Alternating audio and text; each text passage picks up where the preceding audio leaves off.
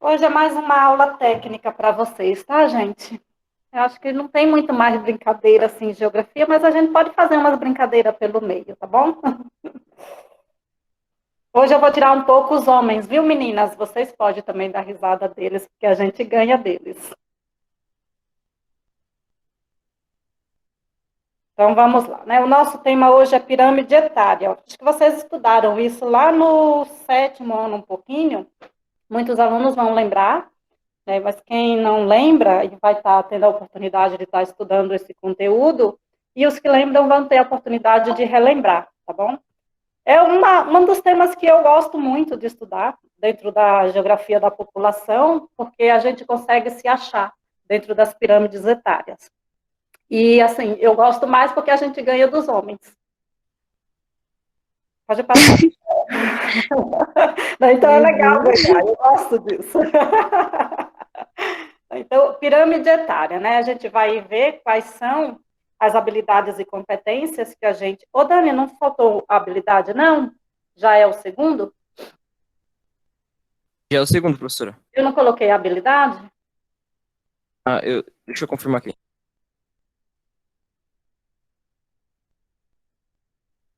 Não, né? Não. Beleza. Eu passo para vocês, tá bom? Depois, gente, porque eu acho que eu fiquei meia doida, né? Não sei se eu tô com alguma distorção de pensamento, que até a habilidade eu esqueci, mas daí eu coloco para vocês depois, tá? Então, como identificar pirâmide etária? E a gente, por meio dela, a gente identifica se um país é jovem, se o país é adulto ou se o país é envelhecido. Boa tarde, Vitor Xavier. Né, como eu sempre venho falando para vocês, né, um país de velho, um país de velho, um país de velho, e hoje a gente vai ter a oportunidade de realmente verificar quando um país já é velho, quando esse país é jovem e quando esse país está na média, que é o caso de nós aqui no Brasil. Né? Para isso, nós vamos analisar as informações interpretando os gráficos das pirâmides etárias. Então, o que é uma pirâmide etária? Né? A gente vai analisar esses gráficos organizados para classificar a população de uma determinada localidade conforme as faixas de idade. A gente vai sempre dividir a pirâmide por idade e sexo. Então, vai ter sempre homem, mulher, crianças, jovens adultos, adultos e idosos. Como a gente vai ver nas próximas imagens, né? Pode passar.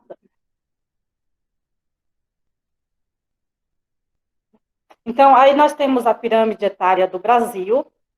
Essa pirâmide etária, né, seria analisada homem, mulher, idade. Então, nós vamos ver a base da pirâmide. Então, a gente vai ainda dividi-la, né, em base, no meio e o topo da pirâmide, né? Quando a gente analisa a base, a gente vai analisar o número de crianças e adolescentes.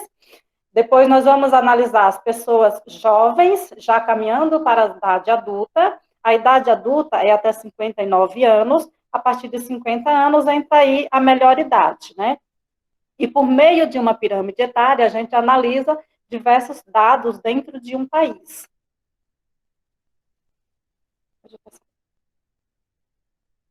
Pode passar, Daniel. Né? Digamos que a pirâmide etária, né, tem regiões, né? Quais são essas regiões das pirâmides etárias? É exatamente essas zonas de classificação. Né? Quando a gente analisa a base, a gente vê que ela é formada por barras inferiores, que representam a população mais jovens. Então, está ali, de 0 a 14 anos, é uma faixa etária. Por isso que fala etária, né? Porque está entre as faixas. De 14 a 29 anos, está classificada em outra faixa etária.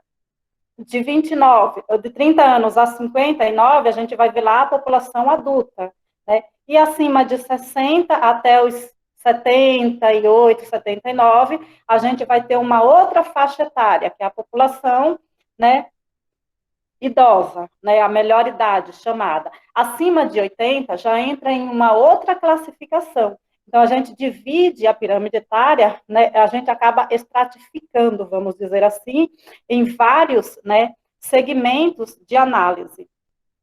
Então, a gente tem, do lado do direito do eixo, sempre se quantifica a população feminina, ainda tem esses dados, e do lado esquerdo a gente vai analisar sempre a população masculina.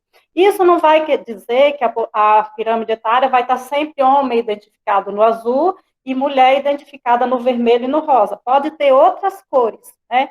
Então, digamos que você pegou uma pirâmide etária e ela está lá identificada por laranja, né? Sempre eles mostram muito esses dados, né? Então, sempre, a pirâmide etária é laranja. Então, eu vou analisar lado esquerdo e lado direito. E depois, idade.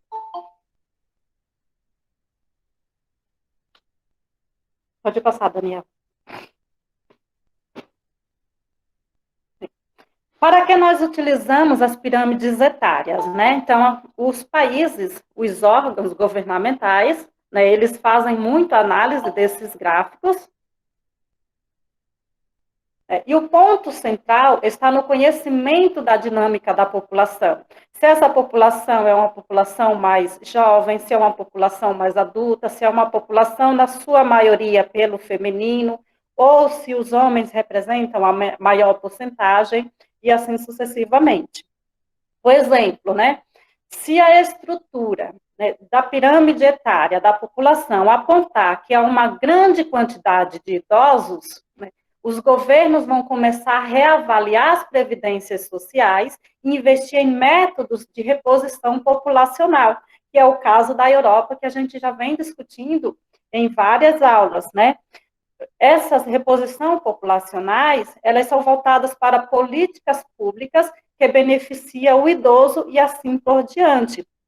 O país, ele vai ter essa dinâmica, ele vai ter essa configuração, só que ele não pode pensar apenas para as políticas públicas voltadas para o idoso, porque a gente vai lembrar que o idoso, ele já está na última faixa da pirâmide etária, e um país, para se beneficiar, né, da força ou dos dados de sua população, ela precisa estar de jovem para adulta, porque é o tema que eu ia dar para vocês, porque é a população que compõe a PEA, né? Vocês sabem o que significa PEA? Alguém sabe? Não. Não? Que é a população economicamente ativa, né? Aí entra aqueles dados da economia que o Vitor tinha falado na aula anterior, né? E aí, esse país, ele precisa fazer, né, políticas públicas voltadas para o curto prazo, porque ele tem que investir, né, na reposição da população jovem, né, porque esse país tem que fazer políticas para que nasça criança dentro dele, senão a população se torna toda, né, idosa. Esse país tem que pensar naquela população que está ativa para o mercado econômico, e esse país tem que investir na saúde do idoso, né? Professora, é só isso? Não, esse país vai pensar dessa forma. Agora, se o país está dentro das outras classificações da pirâmide etária, ele tem que pensar nas políticas voltadas para a situação dele. Pode passar, Dani. Outra importância é o poder de conhecer a evolução da população, avaliando a taxa de natalidade em comparação à população adulta, aferindo sobre a existência de uma política de controle de natalidade no país ou se ela precisa ser adotada. Então, de acordo com a pirâmide etária, né, a gente vai analisar o que aquele país necessita. O caso da China, né? Nós temos aí a China como o país mais populoso do mundo, ele vai ter uma configuração totalmente diferente dos países europeus, porque a China precisa fazer controle de natalidade, enquanto os países da Europa precisam fazer incentivo a grandes taxas de natalidade, entende? Sim, professora. Pode passar, Dani. Aí a gente vai ver que há diferentes tipos de pirâmide etária. Uma pirâmide jovem, ela vai sempre possuir a sua base larga, em virtude dos altos índices de natalidade. E o topo vai ser muito estreito, em função da alta taxa de mortalidade e da baixa taxa de natalidade em tempos anteriores, né? Então, esse país nem sempre teve essa configuração. Professora, onde a gente encontra um país com essa configuração? Né? Eu sempre trago a pirâmide etária brasileira de 80, porque é onde explica a melhor forma, né? O Brasil de 80, ele tinha essa configuração, a sua base larga, aí a gente tinha uma taxa de natalidade de 6,6 ou 3 filhos por mulher. A gente tem a pirâmide etária do Brasil de 2010, que a gente vai ver que há uma nova configuração, né, e a gente já tem previsões da pirâmide etária de 2050, né, que é totalmente modificada. Então, quando a gente analisa a pirâmide etária do Brasil de 80, seria os países da África de hoje. Quando a gente analisa, né, de 2010, a gente tem a nossa configuração de Brasil hoje. Quando a gente analisa a pirâmide etária de Brasil 2050, a gente vai estar como a Europa. Para vocês analisarem como a gente modificou ao longo de todos esses anos. Então, quando nós chegarmos em 2050, nós vamos estar vivendo o que a Europa está vivendo hoje. Deixa eu passar. Mas, professora, isso são só probabilidades, né? Não... Na Pode verdade, ser a que aconteça. probabilidade que vai acontecer, né? Porque se você analisar todos, imagina todos nós, né? Se você fizer uma soma, hoje o Brasil é um país jovem, mas em 2050 todos nós seremos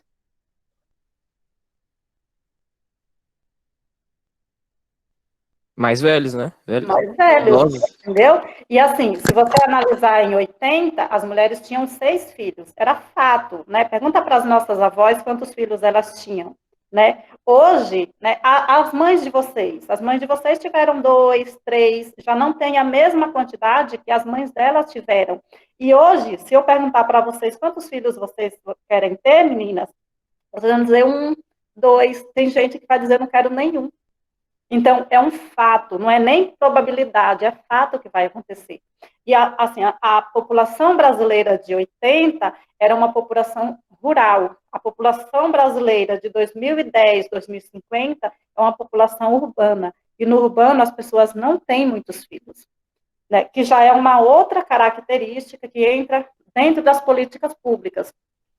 Em 80, as pessoas tinham casa grande, morava na zona rural, então você podia ter 10 filhos. Você tinha como, né, acampar 10 filhos.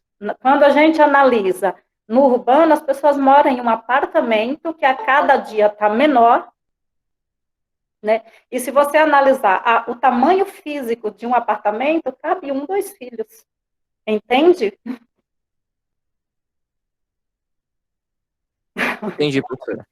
Beleza. Se vocês entendem, então, assim, eu entendo e concordo, né? Porque se você analisar os apartamentos de antigamente, ainda eram maiores do que os apartamentos de hoje, né? Se você para entrar no banheiro de um apartamento da classe média, baixa, né? Praticamente você tem que entrar sozinho, né? Não cabe nem sequer 2, 3 pessoas lá. Antigamente, não.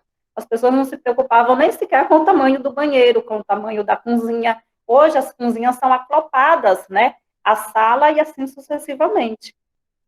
Eu estou falando de classe média baixa, né, gente? Da população trabalhadora, não estou falando da alta classe. A alta classe tem apartamento de 200 metros quadrados. Tudo bem, Guilherme? Pode passar, Dani. Oi, professora. Oi. Tudo bem? Tudo sim. Maravilha. Foi mal a demora. Ah, que bom. Então, a gente tem aí, esse tipo de pirâmide jovem é visto com mais frequência nos países subdesenvolvidos. Então, aquilo que eu já expliquei para vocês, né? No nosso Brasil de 1980 e nos países africanos de hoje. Isso não é uma configuração boa de pirâmide etária. Porque quando a gente analisa uma pirâmide etária, e eu estou falando para vocês, cair aí alguma prova, uma pirâmide etária com essa configuração não é boa, porque quer dizer que esse país não tem boa qualidade de vida, não tem um bom IDH. Analise que nasce muitas crianças, só que a população morre muito cedo, né? Quando a gente analisa os países africanos de hoje, a média deles lá de expectativa de vida é 49, tem país que é 39, 59 anos. Então, imagina uma pessoa hoje morrer com 59 anos, né? Ou ser o máximo que você tem de expectativa de vida, né? É muito, muito ruim. né? Onde nós temos hoje países que a expectativa de vida é 83 anos, em média.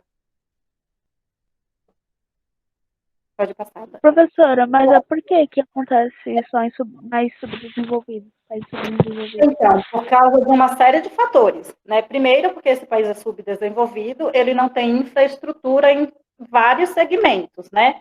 E essas crianças, ela pode morrer por subdesnutrição, elas podem morrer por doenças infecto-contagiosas, elas podem morrer por negligência de saúde pública, elas podem morrer porque elas não têm uma expectativa de vida, então a vida para elas não tem direcionamento, então envolve uma série de fatores, né? Mas a maioria é questão de políticas públicas mesmo, né? Digamos um país da África, né? Esse país da África. No Brasil, em 80, as mulheres tinham muitos filhos. Eu vou dar o exemplo do Brasil de 80 e depois eu explico da África, que tem exatamente essa configuração, né?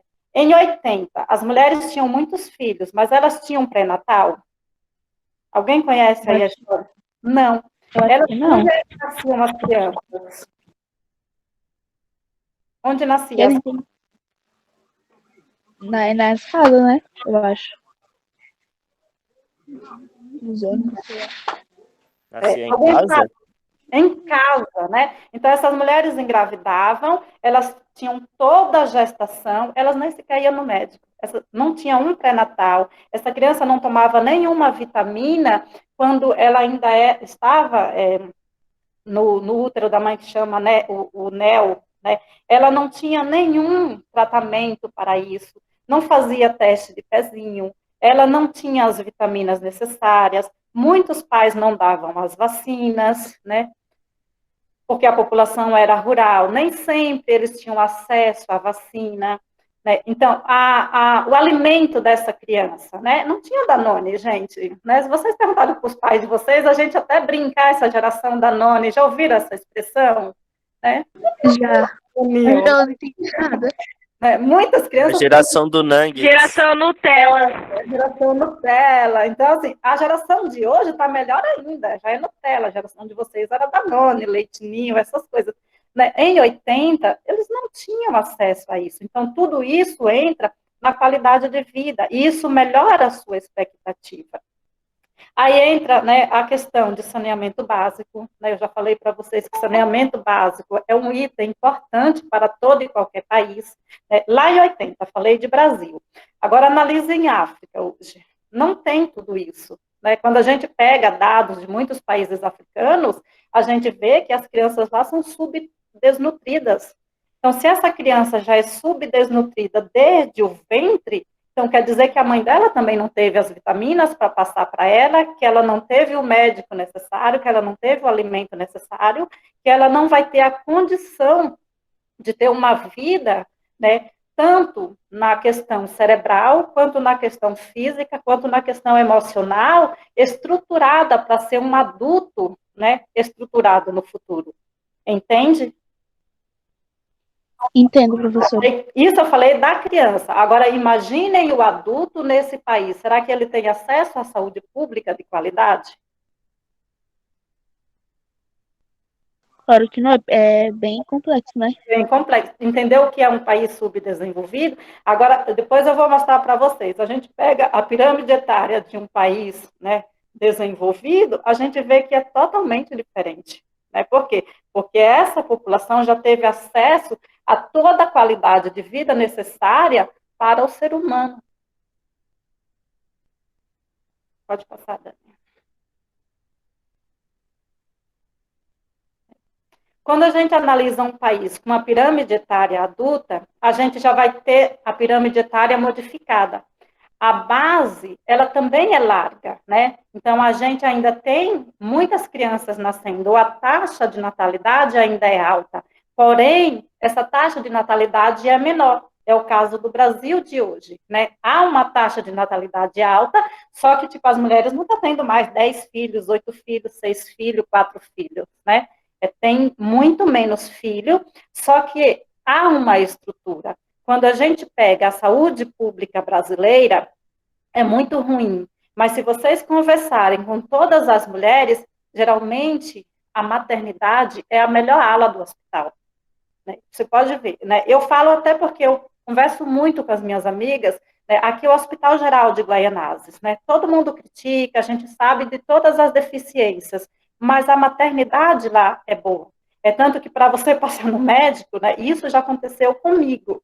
Eu posso falar por experiência própria. Se nós mulheres formos lá, a gente não é atendida por ginecologista, exceto se você estiver grávida.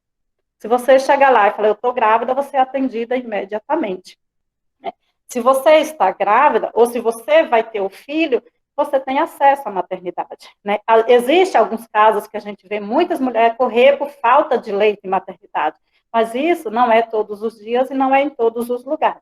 Né? Ainda é a melhor ala do hospital, o neonatal. E se você for conversar com muita gente que gosta da área de saúde, onde você quer? Na parte de pediatria. Eu estou falando a verdade? Vocês concordam comigo? Eu concordo, professora. Aqui de casa tem uma casa ser e eles querem, o governo quer tirar. E Então. é o único que, tipo, ajuda assim as mulheres, né? Exatamente. É a Que melhor. é o único que tem aqui na região é esse Casa Ser. É o único, não tem outro. Exatamente. Né? Então, a gente tem aí, né, a pirâmide acima, ela é representada a um exemplo de pirâmide adulta. Então, a gente vai ter a base larga, o meio muito mais largo, porque esse país é adulto, então sua população está ali na sua maior faixa etária, né, dos 15 aos 59 anos, e a gente já vai ver uma base, não, o topo da pirâmide também mais alarguecido, já não é naquela condição que a população morre muito cedo. Né? Se a gente analisar, né, a pirâmide etária do Brasil, a gente tem uma expectativa de vida muito boa, né, diferente daquele Brasil de 80. A gente hoje está numa expectativa de vida de 76 anos para nós mulheres e 73 para vocês homens. É porque homem é mais perigoso para si mesmo? Depois eu explico. Mas vocês perdem feio para nós. Deixa eu mostrar a pirâmide, depois eu explico, tá? Daí nós temos um país adulto, então vocês veem que já é totalmente modificado daquela pirâmide etária, né? Que a gente tinha lá em 2050, só que a nossa pirâmide hoje, ela ainda está melhor do que isso. Pode passar. E um país rejuvenescido. Vamos falar disso, depois eu explico, Rodrigo. A gente chega lá quando eu chegar na pirâmide, tá? Ou então eu deixo para vocês, meninas, né, explicarem por quê, né? Quando a gente tem uma pirâmide rejuvenescida, essa pirâmide apresenta um relativo aumento do número de jovens em relação ao período anterior. Então, essa juventude, né, ela já conseguiu ter mais acesso à qualidade de vida do que aqueles que vieram antes dela, em função do aumento da fecundidade. Então, as mulheres já começaram a ter melhorias desde o período uterino, que a gente chama, né? Geralmente, em países desenvolvidos, que estimulam a natalidade. Então, a gente tem aí, né, uma população jovem que está... Professora, Oi. é o que acontece na Europa, né? Sim. Mas, assim, tem países da Europa que já está com sua pirâmide envelhecida. Eu vou explicar para vocês no final o que é a transição demográfica. Mas, assim, esse país, ele é jovem, só que está nascendo pouca criança, ele precisa incentivar que nasça mais crianças ainda. Entende? Aí foi quando a senhora disse que chamam outras pessoas para terem filhos lá? Aí já seria, tipo, na pirâmide velha. Ah, tá. Não que não seja nesses casos, mas, assim, eles não precisam de pessoas de fora, porque a população jovem dele é capaz de suprir essa taxa. Entendeu? Ó, tipo, se a gente lê, a gente consegue entender, ó, apresenta um relativo aumento do número de jovens. Então, se eu tenho uma população jovem, esse jovem tem condição de gerar filho. Entendeu? Na Europa, não. Na Europa, a população é idosa. O idoso já ultrapassou essa fase. Ah, entendi. Eu tinha entendido ao contrário, então. Eu pensei que era a pirâmide rejuvenescida, ela teria que ser implantada na Europa, não é isso? Não. Não Na teria. Europa, eles já estão assim, no último estágio. Eu entendi isso. Ah, então é o contrário. Beleza. Pode passar, Dani. Então, a gente tem aí, ó, a pirâmide, né, rejuvenescida. Vejam só, o Brasil hoje ele tem quase essa configuração. Né? Por isso que eu falo que o Brasil está aí nessa faixa etária. As mulheres já não têm mais tantos filhos, mas ainda nasce muita criança. Veja a primeira base. Quando a gente vê, né, a população aí, né, de jovem adulto, é a maior parte. Esse país é maravilhoso, porque a sua pé, né, tipo, guarda assim, depois a gente vai ter não sei se a gente vai ter, porque esse negócio dessas mudanças, né, mas eu vou fazer de tudo para eu dar uma aula de pé para vocês, tá? Né? Então, a gente tem aí toda a pé na sustentação. Então, essa parte laranja, a sustentação, as pessoas que estão aí na ativa, né, que são pessoas que estão trabalhando, que estão gerando lucro para a economia do país. Só que esse país já tem o seu topo largo, percebem? Então, a população já não morre mais com 59, 60 anos. Essa população já está envelhecendo cada dia mais. Então, se você pega hoje no Brasil, vamos dar eu sempre gosto de citar esse exemplo, né? Quando a gente pensa nas nossas avós, não é nem a de vocês, né? Que a avó de vocês é muito jovem ainda, né? Mas, assim, se vocês pensarem na bisa de vocês, que seria a minha avó, quando ela estava lá com 50 anos, como ela seria? Aquela mulher dona de casa, que fazia um coque no cabelo, dificilmente até elas pintavam, elas não tinham essa vaidade, geralmente usam saia, vestido, então, geralmente, ela tem essas características, né? Quem tem bisa que tem essas características? Que a bisa de vocês hoje estaria com 70, 80 anos. Minha bisa morreu. Mas ela tinha essas características, Isabelle? Tinha. Tinha, né? Agora, pensa na sua avó, hoje com 60 anos. Como é a sua, né? Com 81, mas ela tinha essas características, né, Keren? Agora, pensa na sua avó com 60 anos. Como é que está uma mulher de 60 anos no Brasil hoje? Toda maquiadona, mandrake. Toda maquiadona. Elas põem silicone, elas faz plástica para esticar o olho, elas fazem abdominal. Eu já vi umas senhoras aí de assim, idade assim, Eu conheço 60 e tal. Ela está mais bonita Mó, do que eu. isso, bem Elas isso, meu fazem amigo. Eu fico academia. até surpreendido. Rodrigo, elas fazem academia. Vai ganhar um PS5 novo como? As Dona Lourdes está como? Elas são melhor que qualquer jovem, filha. Aí, Rodrigo, pra ganhar um PS5, tá ligado, né? Apareceu um cabelo sem branco. frescura. O que acontece? Na hora, entendeu? Elas gostam de salão de beleza. Então, você não tem noção. A mulher de 50, 60 anos, ela não é tiazona. Chama ela de tiazona para vocês verem o que dá, entendeu? Mas tiazona é sua mãe. Elas falam literalmente, tiazona é sua avó, tiazona é sua mãe, entendeu? Então, assim, elas não aceitam mais ser aquela mulher dona de casa, aquela mulher, sabe, que é para baixo, aquela mulher que já é uma velha. Ela é uma pessoa ativa ainda para a sociedade em si. E ela conhece e busca todos os direitos que elas têm. E eu tenho várias amigas e elas falam, a melhor idade é essa, porque a gente ainda anda de graça, ainda vai passear, a gente não trabalha mais, e elas curtem a vida, às vezes, melhor do que nós. Entendeu? Então, a expectativa de vida dessa mulher é muito maior. Dos homens também, né? Mas, assim, no geral, a mulher é mais ativa do que o homem, né? Então, quando a gente entra, porque a mulher vive mais, porque a mulher ganha. Porque o homem, geralmente, quando ele aposenta, ele fica aquele homem do sofá assistindo televisão. Às vezes ele faz uma caminhada, mas ele não tem uma vida ativa como a mulher. Ele não carrega essa vaidade que as mulheres carregam, né? Vai esculachando, né, professora, os homens? Não, eu não estou esculachando. E assim, eu Não, eu tô falando... hoje nós vamos tirar os meninos porque é verdade. E ainda tem mais. As mulheres vivem mais do que os homens, né? Então, quando vocês analisam aqui a pirâmide etária, lado esquerdo, lado direito, quem vive mais? As mulheres. Quem vive mais? Nós, mulheres, né? Sim. Por que nós, mulheres, vivemos mais? Ô, professora, Oi.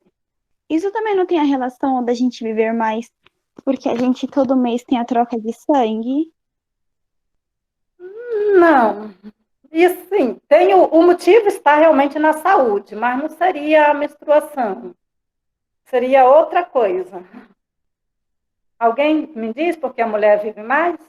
Porque a mulher é mais ativa, ela quer manter o corpo dela bonito, forte. Aí Porque ela a mulher é mais fica indo pra legal. academia e tal, tá? Fica se cuidando. Já o homem não, o homem chega a certa idade que ele já quer ficar todo largado, quer ficar suave na dele. A mulher fica se cuidando, eu gostei disso, mas como é que a mulher fica se cuidando? Tomando vitaminas, Hum, fazendo exercício físico, esse tipo de coisa. É pra entrar Ela num cuida do padrão de corpo e da mulher. mente. Aí ela não quer envelhecer, ela continua com aquilo. Aí eu preciso ter meu corpinho, meu cabelo, aí você começa a cuidar. Homem não, homem já vai se esculachando, senta no sofá, vou morrer mesmo, tem que aproveitar, bebe uma cerveja, enche a cara. e o que mais? Tá faltando, vocês não chegaram ainda no ponto que eu quero.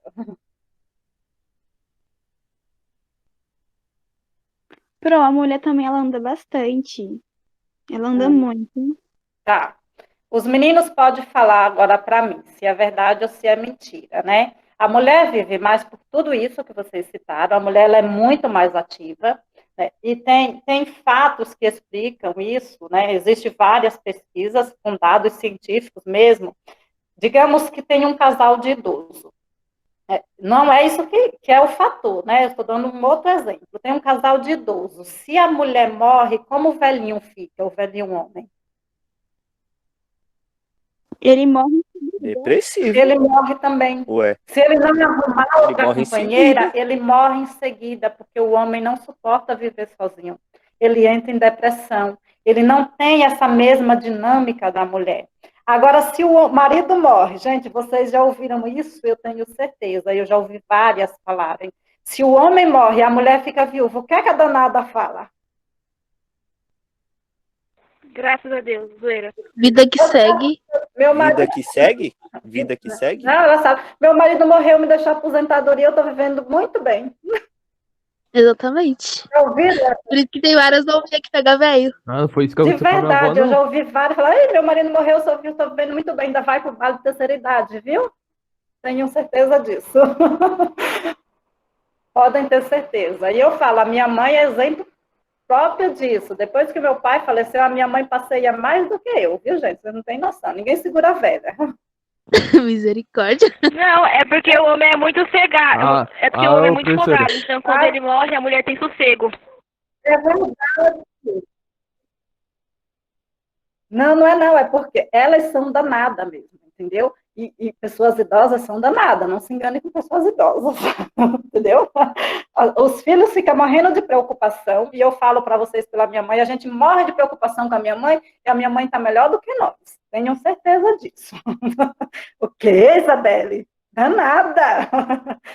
Mas o fator, gente, que a mulher vive mais do que o homem é porque a mulher ela faz muito mais prevenção do que o homem. Né? Então, além de ter todo acesso, né, à qualidade de vida, à saúde pública, a vitaminas, a exercício físico, como vocês citaram aí, é tudo isso. Só que, assim, a mulher quebrou a unha, né? E isso não é só a idosa, isso é desde sempre, porque prevenção é desde cedo. Né? Quebrou a unha da mulher, o que é que ela fala?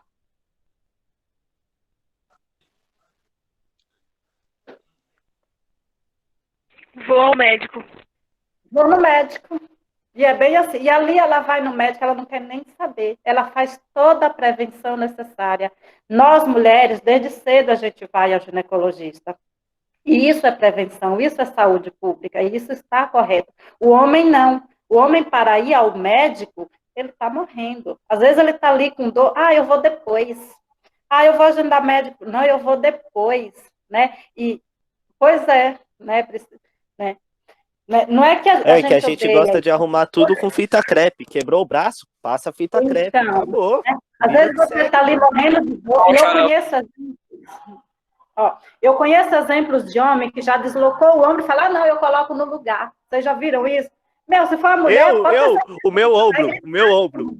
Eu tenho o ombro deslocado. Todo dia ele desloca e eu só coloco no lugar e vida que segue. Pois jamais uma mulher faria isso, meu filho. Pode ter certeza que ela ia para o médico, ela chega, doutor, eu tô morrendo. É verdade? Vocês podem ter certeza que eu tô morrendo. E a mulher, ela vai fazer isso, só que nisso ela ganha. Porque ali ela tem a probabilidade de descobrir um diagnóstico muito mais cedo do que os homens. Se a gente for analisar, tem muitos homens que ainda têm uma resistência muito grande de ir ao urologista. Enquanto a mulher desde cedo, mas o meu ginecologista ainda é um gatão. Vocês podem ter certeza disso. Nossa, é verdade. Então, a mulher ela ganha muito, muito, muito do homem, né, com tudo isso. Porque prevenção é o X da questão. Né? E, assim, um país, né, que oferece qualidade de vida, ele vai oferecer prevenção. Ele não vai tratar a doença quando ela está no último estágio. Ele vai prevenir as pessoas a ficarem doentes. Entende? Entendo, professora. Agora tudo faz sentido. Beleza, então vamos lá. Pode passar, Dani. Aí nós vamos ter pirâmides envelhecida, né? Essa população adulta é predominante, né? Então, é muito mais adulto do que jovens e criança. Então, a base é reduzida, o meio, né, está ali falando, me socorre, me socorre, me socorre, porque se não vier quem me substitua, a gente vai acabar. Então, imagina, tipo, só ir subindo a escada, né, e ninguém te acompanhar. Chega uma hora que você chega no topo, né, e não tem ninguém para te dar a sustentação. Ele apresenta uma quantidade de idosos muito grande, né, em maior comparação às demais pirâmides que a gente já analisou. Então, isso é a Europa. Né? A Europa pede socorro. Precisamos que alguém nos substitua, porque se todos os velhos morrer, extinguiu-se a população. Aí entra essa questão, Daniel, né, deles incentivarem pessoas a ter filho, né, até mesmo buscar pessoas que venha dar sustentação a essa pirâmide. Porque se todo mundo chegar no topo, cadê lá o meio e a base, né? Não tem. Esse tipo de pirâmide é mais comum em países desenvolvidos, né? Se a gente analisar o Japão, né, a pirâmide do Japão, ela é o topo, porque o Japão, a população lá vive muito. Né? A população do Japão, tipo, tem dados que a gente já vê, eles vivem 88 anos em média. É muito bom.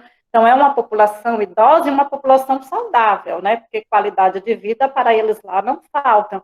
Mas daí eles têm que ter a população jovem para dar essa sustentação. Né? Não é o caso do Japão, porque eles não estão críticos como a Europa, que precisa incentivar pessoas a ter filho lá. Mas eles têm que sustentar a pirâmide deles o tempo todo. Entende? Pode passar, Dani. Um país idoso, então vejam só. Né? Característica da pirâmide. Crianças, jovens, adultos, idosos. Então, em que esse país precisa fazer investimento?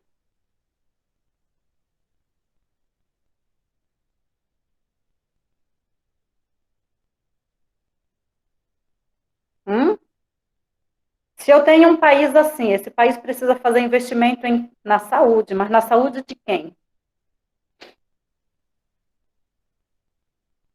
Dos idosos. Dos idosos, né? Então, são políticas públicas voltadas para o idoso. E não é só para o idoso, porque a gente não vive só de pessoas. Então, é o que entra na questão, de novo, dos países europeus. Eles têm necessidade de investir em tudo. Nas políticas públicas voltadas para a qualidade de vida do idoso, eles têm necessidade de investir em incentivo à taxa de natalidade para manter a pirâmide etária viva, e eles precisam se preocupar com o meio que é a população economicamente ativa. E ainda tem mais, né, as bases necessárias. A população é desenvolvida, então a PEA é altamente qualificada, eles precisam de pessoas para trabalhar em outros setores, então eles acabam incentivando muito pessoas a ir trabalhar nesses países. Caso do Canadá. O Canadá é um dos países que incentiva muito a imigração. Tanto que, dependendo do país, eles fazem até acordo. O Canadá e Brasil têm vários acordos voltados para a política de imigração, porque o Brasil é um país pacífico, o brasileiro, quando vai para o Canadá, ele vai com 3 linhas, ou ele vai para fazer turismo, ou ele vai para fazer intercâmbio, que é no caso do estudante, ou ele vai para o trabalho. O brasileiro não vai para o Canadá, tipo assim, oferecer risco de terrorismo, oferecer risco de outras coisas, entendeu? Então, é aí que entram os acordos. Brasil e Austrália também tem bastante, acordos de política de imigração, que é para sustentar os outros nós da pirâmide, porque alguém tem que trabalhar, para sustentar esse país. As crianças já têm uma qualidade de vida boa, e o adulto já contribuiu. Entra a questão das previdências sociais, vamos dizer assim.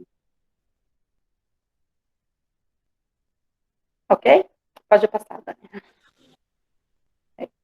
Aí nós vamos dizer os fenômenos que interferem na dinâmica da população, Taxa de natalidade, que é o número de crianças que nascem, sempre analisando que é a cada 1000, lembram?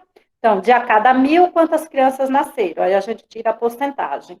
A taxa de mortalidade, a imigração, que é um dos números também que influencia, e a emigração.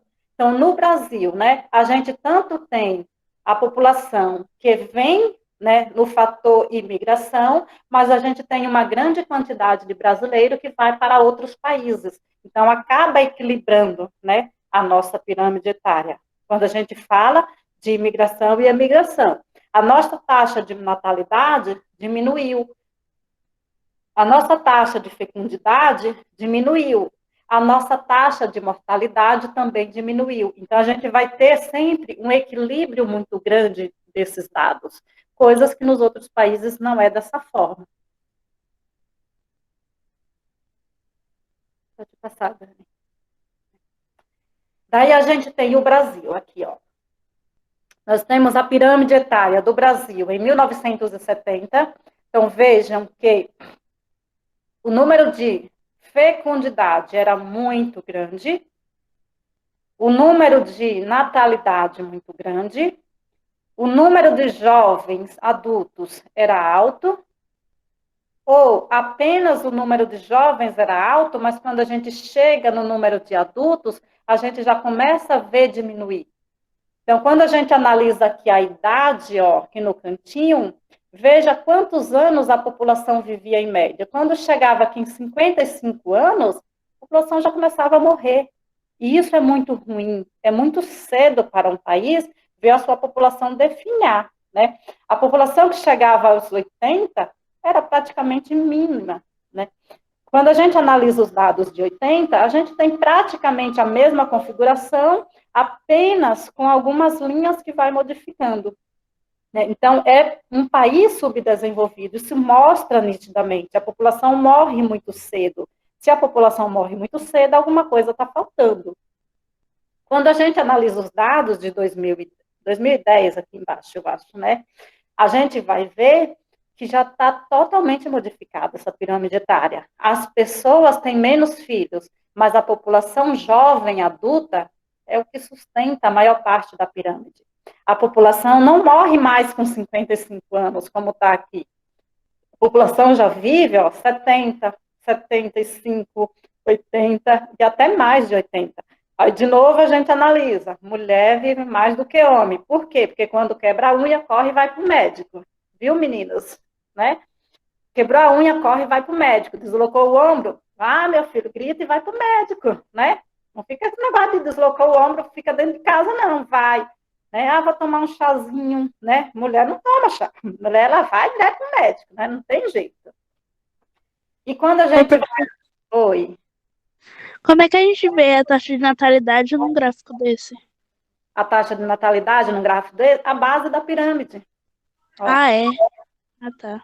Criança, de 0 a 4, de 5 a 9, tá vendo? Então, aqui eu vou... Tô vendo. Tá vendo? Aham. Ó, Quando a gente analisa aqui 2050, ó, essa nova pirâmide, é 2050, Dani? Eu não estou vendo aí o resto do gráfico, mas eu acho que é a característica, né? Se não for, é 30, é uma coisa assim.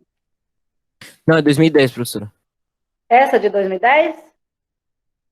É de 1970 até 2010. 2010? Ah, então eu acho que a de 50 vai estar mais para frente, tá? Que vai estar totalmente modificada ainda, e vocês vão ver, ó. Mas mesmo 2010, por mais que a pirâmide etária modificou, a gente já vai ver que a população ela está vivendo cada vez mais. Então, se essa população está vivendo cada vez mais, a qualidade de vida desse país está melhorando.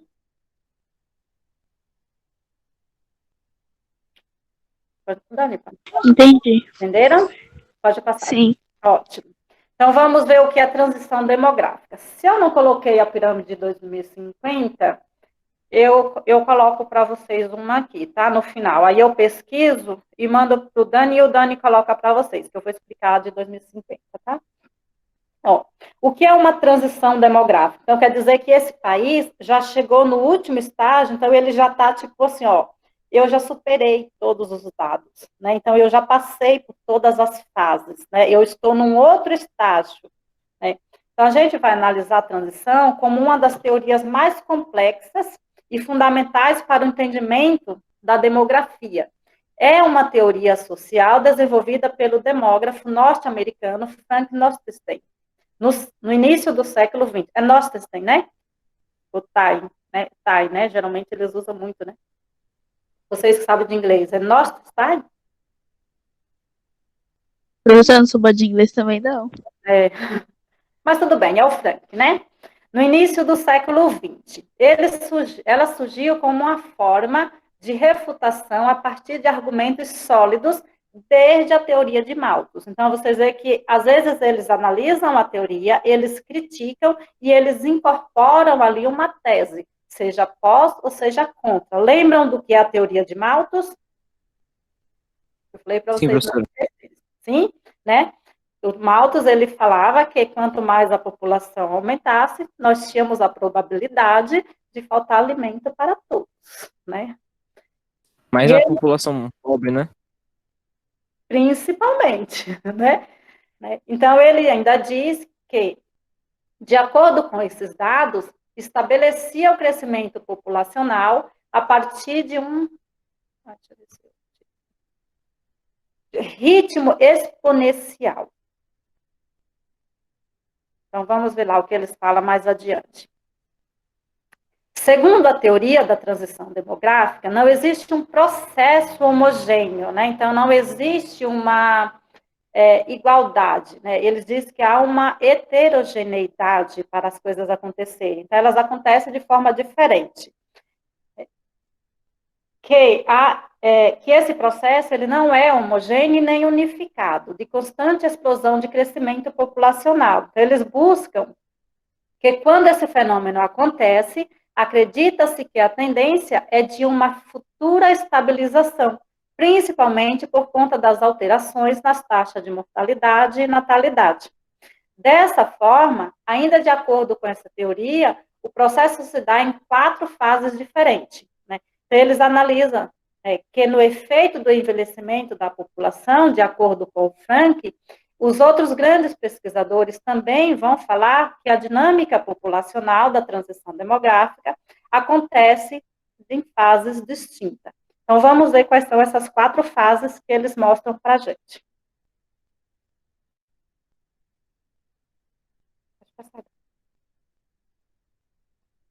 Aqui nós temos o gráfico da transição demográfica, né? Então, eles falam fase 1, fase 2, fase 3 e fase 4. Na fase 1, eles dizem que é uma pré-transição. Então, digamos que é quando a pirâmide etária está lá com suas modificações, mas ainda é um começo. Na fase 2, eles falam que há uma aceleração demográfica.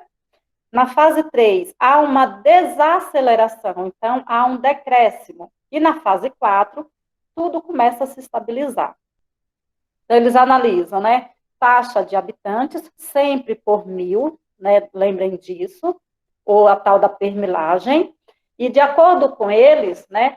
esses números, eles vão decrescendo, né? Então, por ser decrescente, na fase 1, a pirâmide etária está lá no topo do seu crescimento, só que ela começa a dar sinais de que a população vai diminuir, ou que a população idosa vai estar na sua maior porcentagem. Quando há aceleração demográfica, essa população cresceu muito rápido, só que esse crescimento, ele é um prenúncio da queda. Digamos que o Brasil, né, vai entrar nessa fase. Porque nossa população de 80, lembra que era muito grande, né? Só que a população, ela morria muito cedo. Então, não tinha uma estabilização. E também não tinha uma desaceleração. Ela só crescia, só que esses números, eles não, né, se igualavam.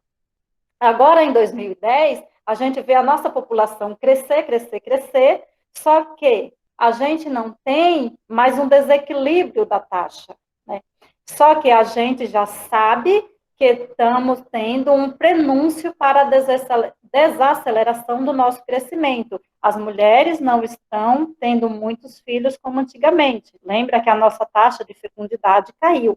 E quando esses números se estabilizam, chega na última etapa, ou no último estágio, né, de transição, que é o caso da Europa. Olha, já passamos por tudo isso, não tem mais o que fazer.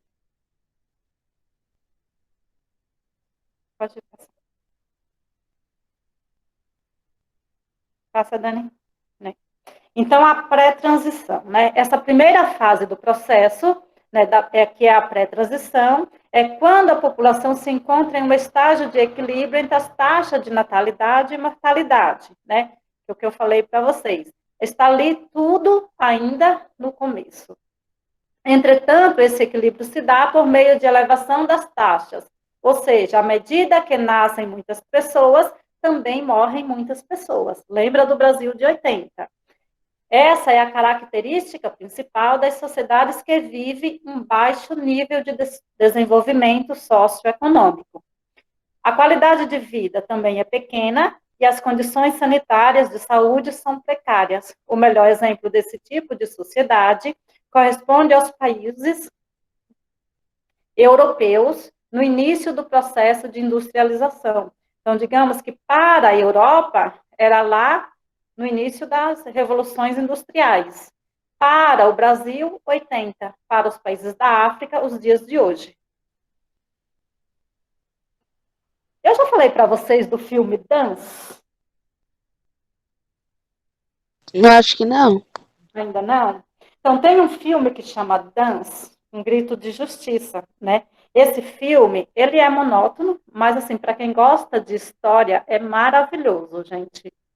Ele fala, né, do início da Revolução Industrial, lá na Alemanha, na Bélgica, se eu não me engano, tá? Mas daí ele vai mostrar em toda a configuração da Europa, só que o filme é gravado na Bélgica, né? Então, como era a Europa naquela época, como era o sistema do trabalho, então dá para fazer até uma ligação com o Fordismo, né? Quem gosta aí do Charlie Chaplin, né?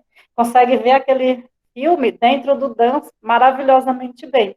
E aí a gente vê como eram as sociedades daquela época e qual era a configuração da Europa dentro daquele cenário. Para quem gosta, ele é longo, mas vale a pena. Para conhecimento é maravilhoso, eu indico.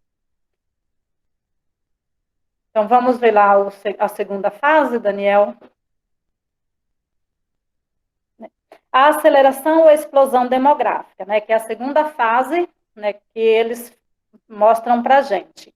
Eles dizem que ocorre quando o fenômeno conhecido da explosão demográfica, ou boom, né, demográfico, ou boom do crescimento populacional, né, acontece em um curto período de tempo, né? Então, a população cresce em níveis exponenciais. Pode passar, Dani. Ao contrário das outras teorias, a transição demográfica, ela demonstra que esse processo não acontece pelo aumento das taxas de natalidade, mas sim pela diminuição da mortalidade. Isso se dá principalmente por meio das melhorias sociais nos campos da saúde e saneamento, entre outros. Vocês conseguem enxergar o Brasil aí?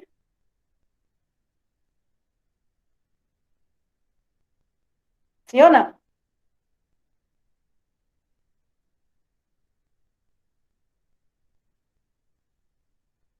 Segundo ano. Oi. Vocês conseguem enxergar o Brasil aqui?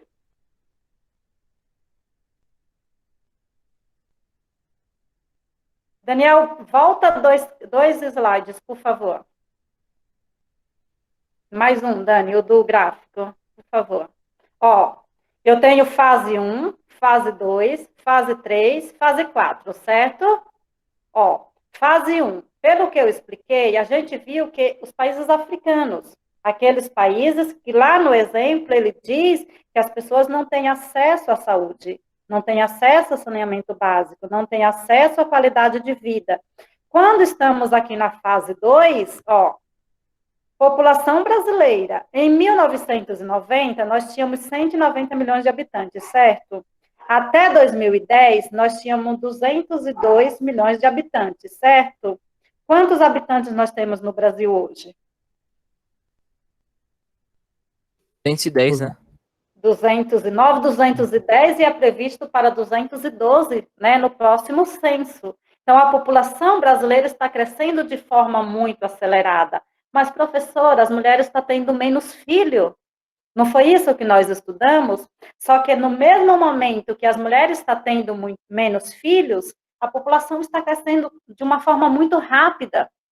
Né? A população mundial está aí prevista para ter um aumento, né, de 9 milhões de habitantes, né? E isso não vai demorar muito tempo. Então, se as mulheres estão tendo menos filhos e a população está crescendo muito rápido, o que está acontecendo? Né?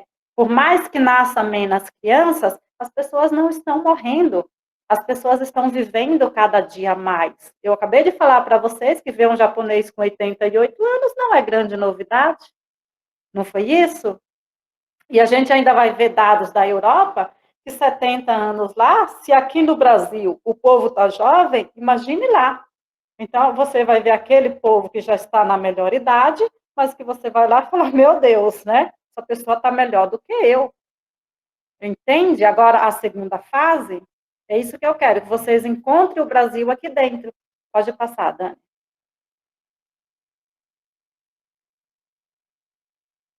Ó, então, se no Brasil nós estamos aqui, ó, o aumento da população brasileira não se dá pela taxa de natalidade, e sim pela diminuição das taxas de mortalidade. Quem quer morrer? Ninguém, né? Então, ainda tem aquela coisa, dinheiro compra saúde, sim.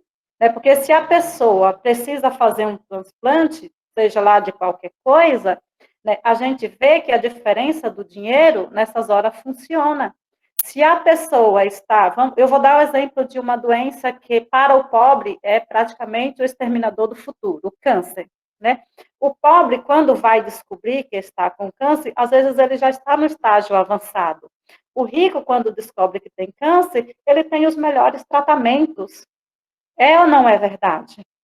Então, o dinheiro acaba comprando até mesmo a saúde nessas horas. Então, o dinheiro compra a vida, o dinheiro compra a qualidade de vida. E assim sucessivamente. Então, quando o Brasil entra nesses dados, né, é porque ele melhorou suas condições. Ele melhorou alguns, não estou falando todos, porque nós sabemos que a gente é emergente, a gente ainda precisa melhorar muito, mas alguns itens dentro das políticas públicas estão mais acessíveis, né? As pessoas não ficam mais acorrentadas àquela condição, né, de quando era o nosso tempo, ou dos nossos avós, ou dos nossos bisavós, Deus quis assim. Nós já ouviram essa expressão? Deus quis assim, né? Então, nas nossas bis, elas tinham muitos filhos, ela falava, Deus me deu mais um, Deus quis assim.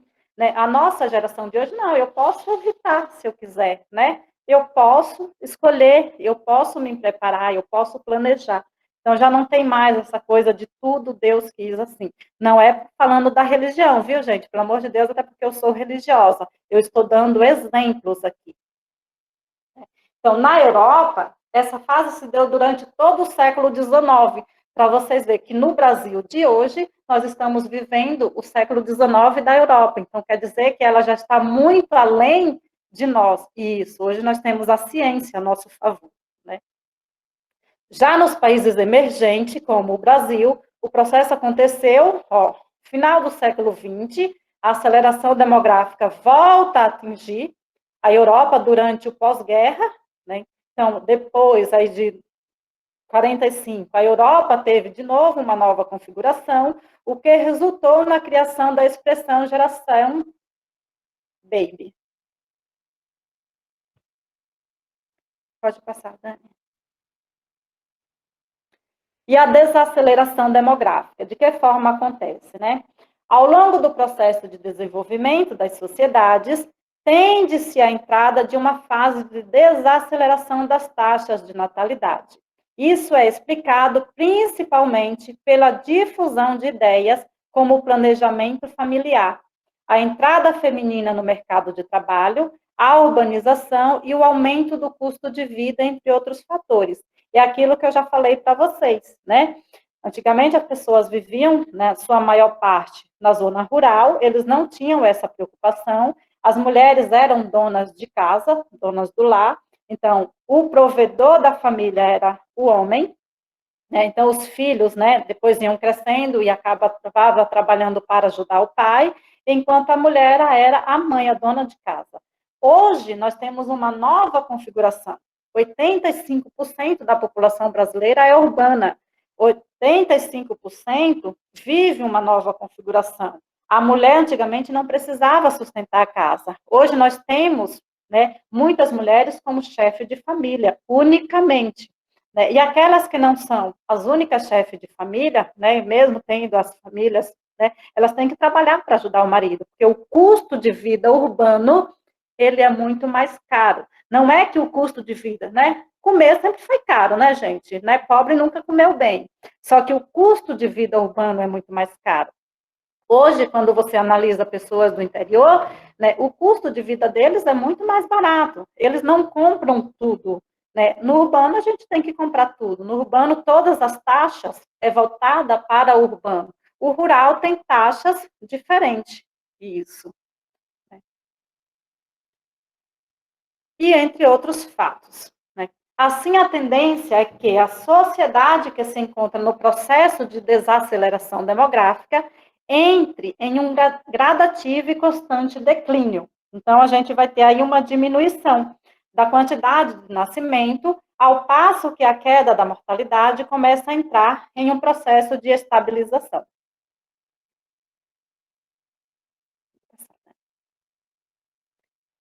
A estabilização demográfica, né? É a última fase da transição demográfica que se dá quando a sociedade atinge a estabilidade.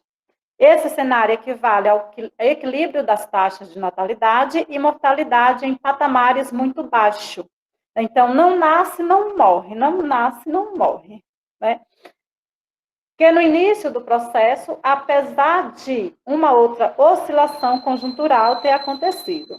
Nesse panorama, nós vamos ter o crescimento populacional contido e controlado, países europeus. Apesar disso, a população atinge nessa etapa o processo de envelhecimento populacional, com elevada expectativa de vida e baixas taxas de natalidade. O resultado é uma sociedade que enfrenta maiores gastos em previdência e saúde, além da queda da população economicamente ativa. Entendeu, Vitor? Você está calado hoje? Tô ouvindo só, professora. Beleza. Viu a Entendi, sim. Itália aí nesse último parágrafo? Oi? Viu a Itália aí nesse último parágrafo? É, do envelhecimento da taxa de natalidade, né? Isso, né? Então, quando a gente compara Brasil e Itália, gente, a gente não pode comparar em nenhum critério. Primeiro, porque já começa que eles são ricos, nós somos pobres. As taxas populacionais lá, totalmente diferente da nossa, né? E assim, quando a gente analisa o fator geográfico, né, pior ainda. Então, a gente vai analisar que lá eles já passaram de todas as fases. Nós estamos vivendo as fases. que nós estamos vivendo no Brasil de hoje, a Europa viveu no século XIX. Então, é um comparativo desproporcional em tudo, não é só na questão populacional, em tudo, seja meio ambiente, seja saúde pública, seja qualidade de vida, seja taxa de educacionais, né? A gente não tem comparativo, Brasil e Europa. Professora, pode-se imaginar que daqui uns 100, 200 anos, se ainda existir o planeta Terra, o Brasil vai estar igual à Europa? Então, isso depende muito de nossas políticas públicas, né? Porque quando a população ela tem essa conscientização, a gente sabe que sim. Agora, não adianta a gente dizer, tem políticas públicas, mas voltadas para essa evolução, porque, assim, não é uma crítica, até porque eu defendo, mas será que Bolsa Família, ela incentiva essa evolução da população a chegar no patamar da Europa? Não. Não. A população brasileira é que tem que se conscientizar que precisa evoluir em todos os sentidos. Eu não estou dizendo para vocês que a Bolsa Família não é necessária, é óbvio que é. Né? É tanto que eu falo para vocês, eu tenho amigos, eu conheço, né? E até o meu irmão, que ele é contribuinte ativo, ele fala, puxa, os R$ 600 que o Bolsonaro está dando está saindo muito caro para a gente que paga imposto. Eu falo para ele todos os dias, mas é um mal necessário. Porque a população tem que ter esse subsídio dentro das políticas públicas, entendeu? Só que não dá para o brasileiro se acomodar. Entenderam onde eu quero chegar? Olha, não dá para eu me acomodar porque eu estou recebendo um dinheiro. Não, eu tenho que arregaçar as mangas e buscar a evolução contínua. Não vai acontecer também durante um dia. Por isso que a gente tanto bate na tecla em cima de vocês. Olha, o país do futuro depende de quem? Já ouviram o professor falar isso? Já. Já. Porque a gente sabe que é vocês que têm o potencial de mudar esse país. Porque a minha geração, gente, já era. As crianças, a gente fala, olha, as crianças, né? Todo professor adora falar isso. Olha, o futuro está nas crianças. Porque a gente sabe que a gente tem que esperar delas que mude alguma coisa. Eu não vou cobrar isso da minha avó. Eu não vou cobrar da minha mãe. Eu já tenho consciência disso. A minha geração, já está indo, estou indo, se vira, vocês que estão vindo aí. Agora, é o jovem e as crianças que têm que vir com a perspectiva de futuro, para a gente chegar nesse patamar que o Rodrigo falou. Ou que não seja vocês, não, que não sejam nossas crianças daqui a 100 anos, mas alguém tem que mudar isso. Entende? Senão a gente vai continuar do mesmo jeito que está. Aí a gente vai sempre depositar as nossas esperanças nos jovens e nas crianças, porque a gente sabe que depende deles. Entenderam? Entendeu, Rodrigo? Sim. Sim, professor, entendi. As gerações futuras têm que mudar esse panorama, vamos dizer assim.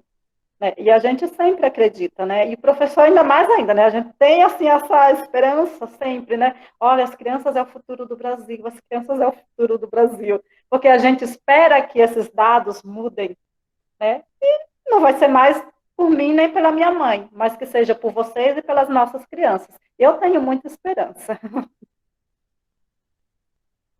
Pode passar, Dani. Então, a gente tem aí, né, para finalizar, a transição demográfica, homem e mulher, sempre, lado esquerdo, lado direito, 15, 65 anos de idade, né? Estágio 1, alta taxa de natalidade, de novo, aquelas pirâmides, né, de forma diferente, e alta taxa de mortalidade. Nasce muita criança, mas o povo morre muito cedo. No estágio 2, alta taxa de natalidade e queda na taxa de mortalidade. Então, começa a melhorar. Na fase 3, queda na taxa de natalidade, manutenção da baixa taxa de mortalidade, né? Brasil aí. E no estágio 4, taxa de natalidade e mortalidade muito baixa, né? Então, lá está tudo normal. Pode passar. O Brasil ele se encontra atualmente na terceira fase, né, que é o processo de transição demográfica no estágio 3, né, queda de natalidade e mortalidade equilibrada. Isso significa que, de acordo com os últimos 2 censos, né, o de 2000, de 2010 e o de agora, que vai acontecer, o país está em um período de desaceleração do crescimento populacional.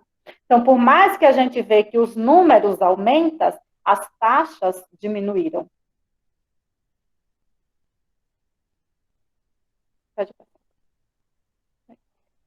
Então, a gente vê que isso acontece, né, pelo maior acesso às políticas públicas, como a gente já estudou, que resulta, né, na melhor qualidade de vida. Ao mesmo tempo, né, a constante urbanização, a gente ainda tem mais essa. As pessoas no urbano, elas têm mais acesso, né, às questões de saúde pública, a outros critérios, né.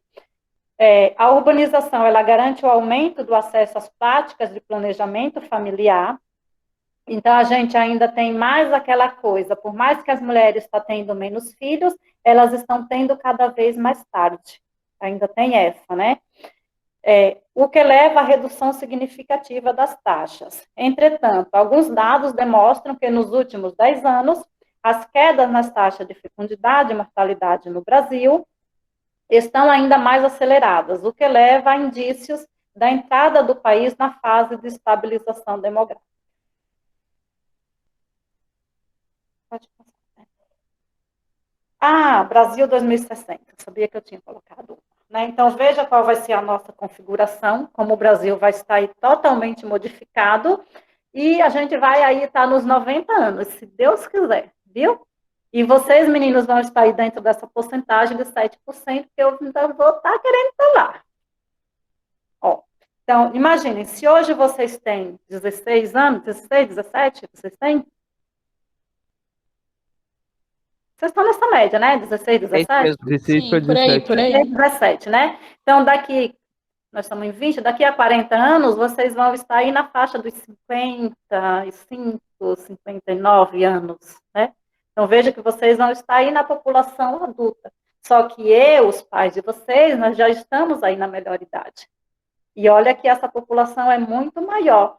E aí vocês ainda vai querer dizer, eu quero ter 1, 2 filhos, mas primeiro, né, que mulher, meninos, ainda tem 10.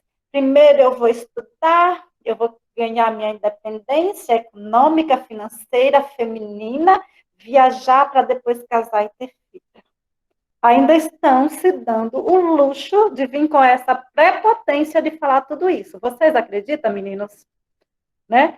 Aí a gente fala, essa mulherada tá difícil, não tá?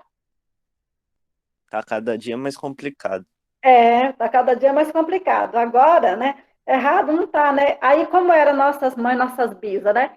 A menina tinha lá 14 anos, né? O que aconteceu?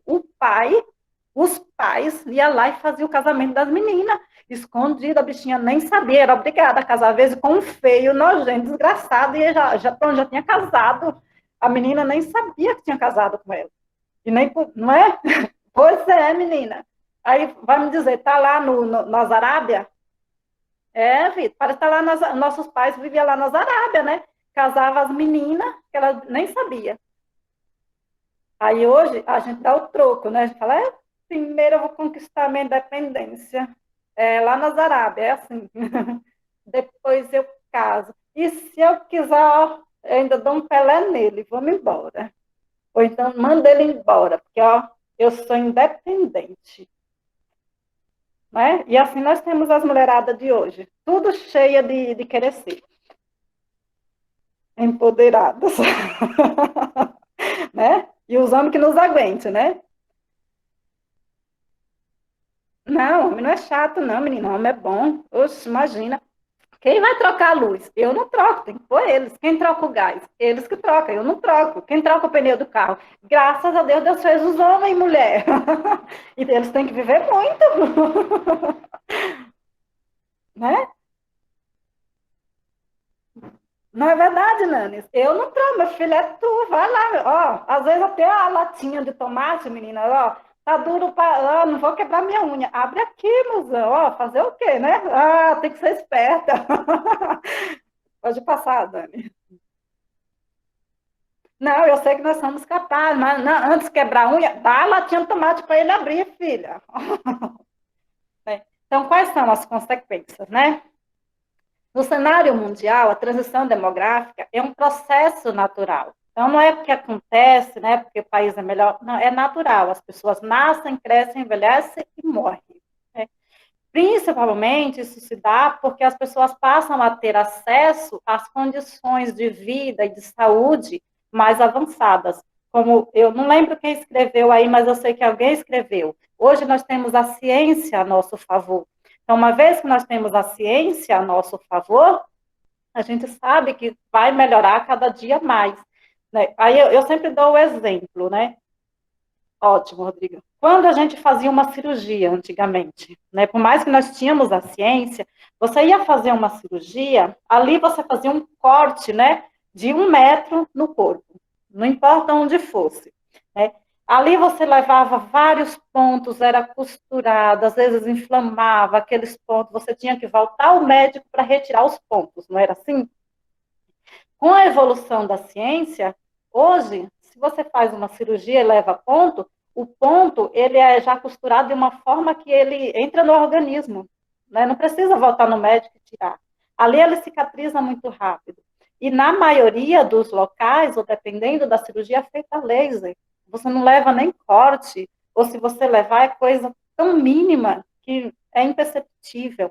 Então, a ciência vem trabalhando a nosso favor, e as pessoas que têm acesso a isso, né, elas vão prolongar a sua qualidade de vida cada vez mais, de forma natural. Quando a gente analisa, né, a questão dos antibióticos, da mesma forma.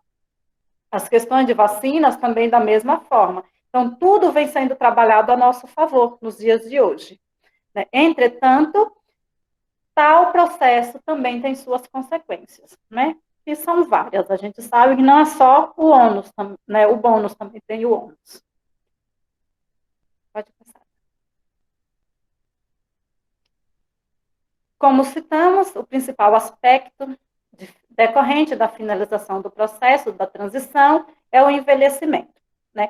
Com a estabilização das taxas de natalidade e mortalidade, a sociedade entra no cenário de envelhecimento natural, por essa expectativa de vida ser aumentada consideravelmente. Isso faz com que os governos encontrem dificuldades com o gasto da previdência social. Beleza, Pi. Então, previdência não é uma coisa discutida apenas no Brasil e de agora. Esse cenário, ele se repete, se repete, se repete, todas as vezes que eles veem a configuração das pirâmides etárias sendo modificada. Isso acontece na Europa, isso acontece em outros países, tanto quanto. A gente gostando ou não, é uma questão a ser discutida, porque a previdência, ela depende da PEA. Né? Então, se a PEA é menor que as pessoas que utilizam da previdência, eles vão fazer configuração, sim, querendo a gente ou não, gostando a gente ou não, sendo bom ou não. Mas alguém tem que trabalhar para produzir imposto, né? E esse imposto é, não estou falando aqui da corrupção, né? Mas esse imposto, a gente sabe que na lei ele é voltado para a sociedade, né? Na lei. Na prática é outra coisa. Né? Além da queda da população economicamente ativa, já que o número de idosos aposentados tende a crescer. Em decorrência disso, muitos países europeus estão incentivando suas populações a engravidarem, buscando corrigir o futuro déficit de mão de obra, por exemplo. Né? Então, alguém tem que trabalhar. Pode passar.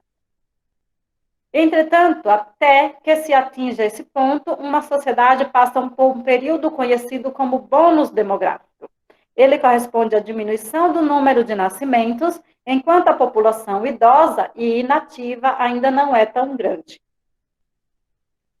Beleza, Isa, pode ir. Está terminando já, tá? Isso significa uma predominância da parcela adulta da sociedade, sendo essa economicamente ativa. O resultado é a maior disponibilização de recursos e investimento para o país, resultando em mais oportunidades para empresas e empreendedores.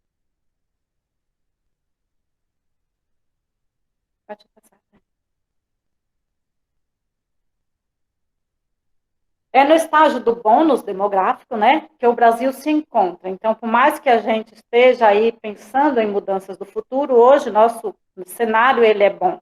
Devendo sair dele, né, em cerca de 20 anos. Por isso que eles falam tanto em 2050. É porque a gente sabe que é lá que o Brasil está com a sua maior parte da população na fase adulta, na fase idosa. Por isso, é fundamental que se aproveite ao máximo essa maior disponibilidade de mão de obra, investindo na geração de empregos. A transição demográfica é um dos processos mais complexos e que exige maior esforço para se entender todos esses fatores que pode alterar sua dinâmica. Então, além de investir em mão de obra no Brasil, o Brasil, né, eu sempre me pergunto, e se vocês forem pesquisar, vocês vão ver, a gente não tem desemprego no Brasil. Porque o Brasil, quando a gente analisa a PEA, está no menor cenário. O que nós temos no Brasil é falta de mão de obra. Pode completar. Alguém sabe? Barata? Barata? Barata não, nós já temos, Rodrigo. Qual é a mão de obra que falta no Brasil?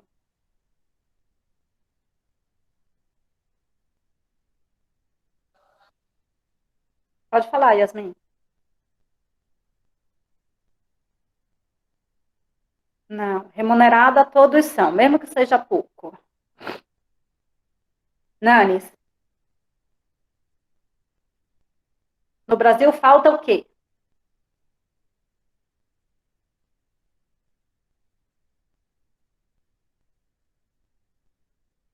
Ninguém sabe? Não? Lohane, sabe? Qualificada, gente. Então, quando você busca mão de obra qualificada no Brasil, o mercado sofre. Não temos. Então, ao mesmo tempo que o número de desempregados é muito grande no mercado, quando eles fazem uma seleção, essas pessoas não estão aptas para preencher as vagas que estão no mercado. E isso é um problema muito sério no Brasil. Enquanto o Brasil não investir nessa mão de obra técnica e técnica voltada para o científico informacional, o Brasil vai sofrer altas consequências em relação à mão de obra, porque daí é uma população muito grande, mas uma população desqualificada. E quando ela entra no mercado, ela entra nessas vagas onde a remuneração é barata. Entenderam agora?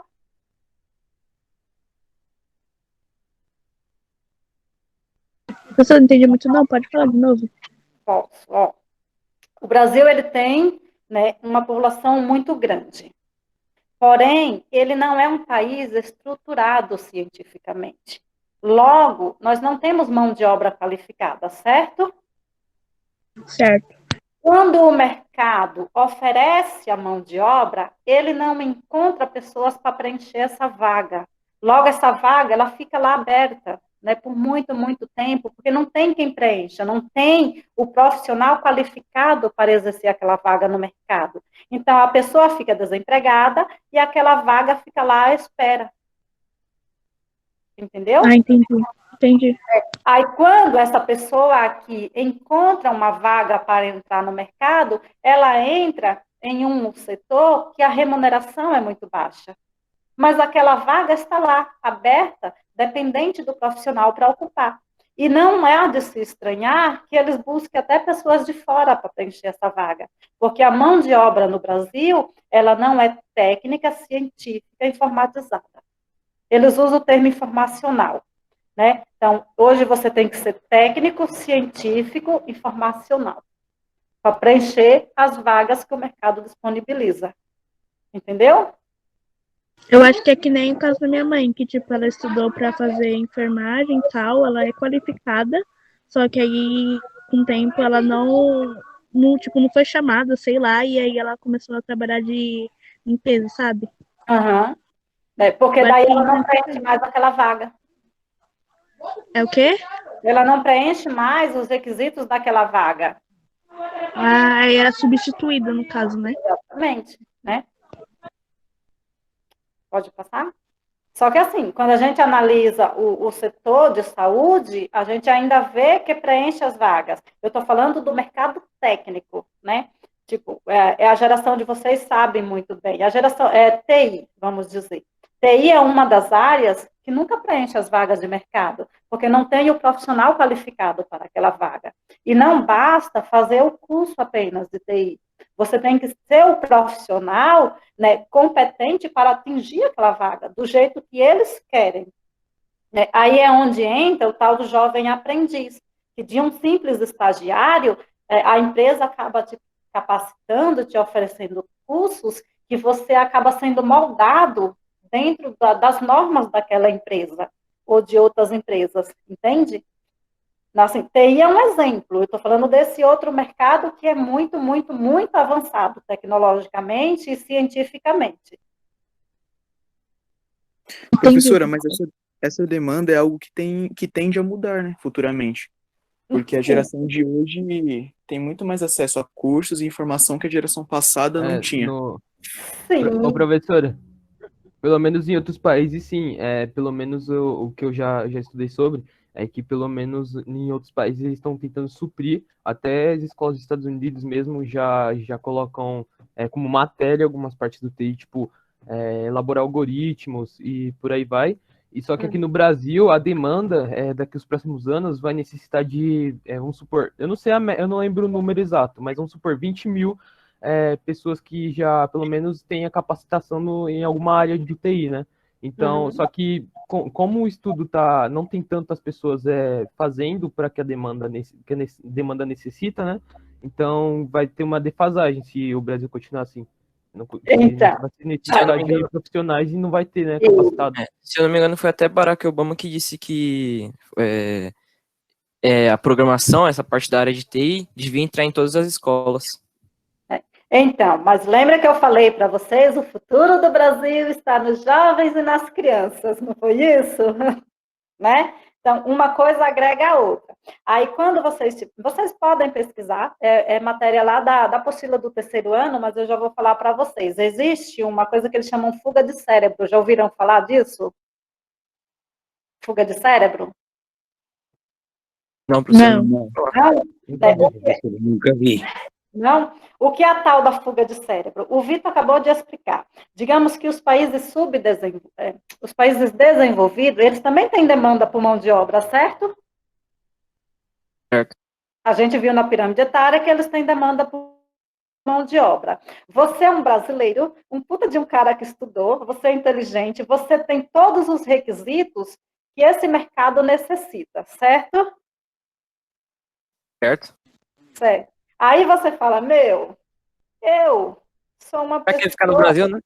top, você chegou onde eu quero falar. Eu sou uma pessoa top, o Brasil é um país emergente, não estou dizendo que é ruim, porque né, o Brasil, eu defendo vários critérios. O Brasil é um país emergente, mas ele não tem investimento em tecnologia e ciência, né? Então, eu sei que lá fora, eu sou um cara super requisitado, eu vou trabalhar numa transnacional, eu vou ter um puta de um salário e ainda vou ter qualidade de vida altíssima. Esse cara vai ficar aqui no Brasil? Com certeza não. Com certeza não, porque ele entra numa multinacional aqui no Brasil, mas ele é transferido e vai trabalhar em outra filial lá. Entendeu? É a tal da fuga de cérebro. Os caras mais inteligentes, eles vão para fora. Aí o Brasil continua ficando carente desse cara aqui, porque o bom nosso daqui, ele foi para lá. Entendeu? Eu assisto até um pessoal que faz vídeo pro YouTube, já famoso assim, e 3 já que moram no Canadá, faziam TI aqui no Brasil, né? Trabalhavam nessa área e foram para lá. Canadá. Isso. Por quê? Porque lá, além de tudo, ele tem qualidade de vida. Ele não tem, porque a questão do Brasil é a questão da segurança pública. Vamos falar por nós, pobre aqui na periferia, gente. Para mim, o pior cenário do Brasil é a segurança pública. Você tem medo de andar com um celularzinho que custou 800, 700 conto na rua, e você ainda é roubado por causa disso. Lá, os caras não passam por isso, entendeu? Você vive trancado dentro da sua casa com 2 cadeados no portão. Então, a gente vive com medo dentro das nossas casas. Se vocês jovens, né? Todo jovem gosta de sair à noite. Enquanto você não chega, sua mãe não te dá sossego. Ah, filha, onde você está? Ok, amore. Ô, filha, onde você está? Que hora você vai chegar? Não sei com quem você está, não sei o quê, não sei o quê. Mesmo, não tem ser namoradinha, está conquistando a menina, a mãe está lá ligando. Mas não é porque ela está errada, é porque ela tem medo. É esse o Brasil que nós temos, não é? Esses países não, eles não têm esses problemas. O cara vai viver tranquilo, sossegado, muito bem, entendeu? E ainda ganhando bem, porque ele sabe que ele é inteligente e que ele tem potencial no mercado. Essa é a diferença. É chamada de fuga de cérebros. Né? Se vocês quiserem, pode dar uma pesquisada depois. E o Brasil passa muito por isso, viu? Professora, mas isso prejudica o Brasil, né? Tipo, vai saindo as pessoas inteligentes. Não só o Brasil, todos os países, né, que têm a mesma condição do Brasil. Entendeu? Entendi. Não é só o Brasil. Eu falo do Brasil porque é a nossa realidade. Só que, assim, tem países que vocês veem na pirâmide etária que é muito pior do que o Brasil. Né? Tipo assim, não se estranhe se vocês veem angolanos, haitianos, que são doutores aqui no Brasil. E eles não conseguem nem sequer exercer a profissão porque é uma outra certificação, é um outro registro, entendeu? Então, é a vida. Ok? Ok. Pode passar, Dani. Está no final, né? Sim. Ah, é o último agora. Ok. Daí nós temos, né? Promoção de qualidade de vida. Quando um país é envelhecido, eles têm que investir nessa questão da qualidade de vida, na autoestima e no bem-estar do idoso, né? Quando ele chega nessa transição demográfica, então ele tem que incorporar aí esse, como é que fala? Esse diagrama? Chama isso? Acho que é diagrama, né? Não lembro. É diagrama, né?